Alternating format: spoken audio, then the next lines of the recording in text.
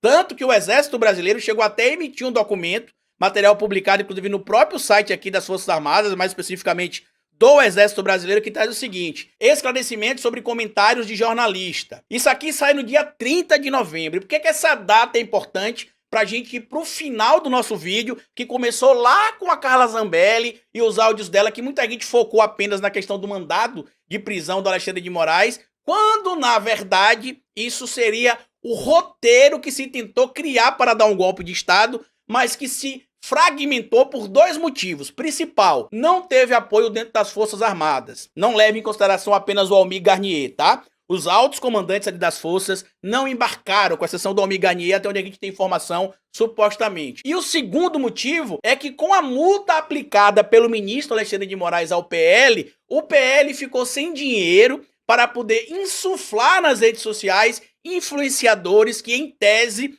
estariam ali combinados para que, neste período, aquecesse supostamente a audiência ali, promovendo ataques cada vez maiores às instituições de Estado e ao próprio presidente eleito naquele momento, que era o presidente Lula. Como segue, inclusive, o material publicado aqui na coluna do Daniel César, lá no último segundo. Como foi o dia em que Bolsonaro desistiu de dar um golpe? Movimento de ruptura democrática estava previsto para a segunda quinzena de novembro. O presidente reuniu o chefe das Forças Armadas e avisou que pretendia usar o artigo 142 contra a coluna. Isso aqui é uma fonte que trouxe para a coluna do Daniel César. Segundo ele, o plano previa que o golpe aconteceria na segunda quinzena de novembro, após várias articulações políticas para evitar isolamento externo do Brasil. Após o resultado do segundo turno confirmar Luiz Inácio Lula da Silva como vitorioso na corrida eleitoral, assessores da presidência passaram a seguir à risca o plano. Em entrevista à coluna, o assessor revela como tudo aconteceu. Bolsonaro ficou uma semana isolado, se recuperando do baque da apuração. Mas o seu grupo já sabia o que fazer e não ficou em silêncio, passando a articular o golpe. O general Braga Neto seria o responsável por reunir as Forças Armadas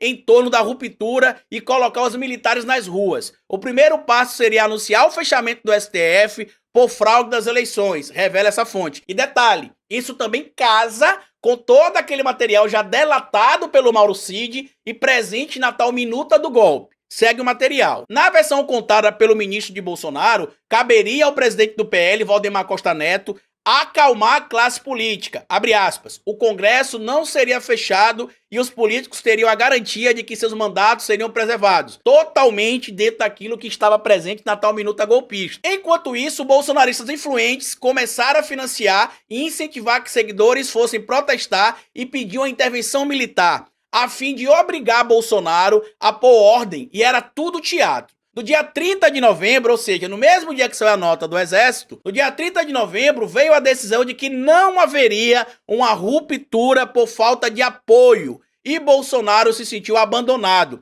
revelou o ministro que já foi exonerado do governo. Tudo começou quando o ministro do STF, Alexandre de Moraes, decidiu impor uma multa milionária ao PL, quando o partido questionou o resultado das urnas. Com as contas bloqueadas, Valdemar teria recuado da intenção de apoiar o golpe de Estado e avisou ao presidente que não haveria clima. Sem dinheiro para pagar os funcionários e apoiadores, Valdemar não tinha força. Bolsonaro também não conseguiu o apoio que desejava de Putin. A fonte ouvida pela coluna explicou que o presidente russo afirmou que estava focado na guerra com a Ucrânia e não poderia fazer muito. Ao mesmo tempo, os Estados Unidos também já teriam mandado ali o recado para o Jair Messias Bolsonaro. Então vocês entendem por que é importante essa confirmação dos diálogos do próprio Walter Delgatti com a Zambelli em áudio e em mensagens?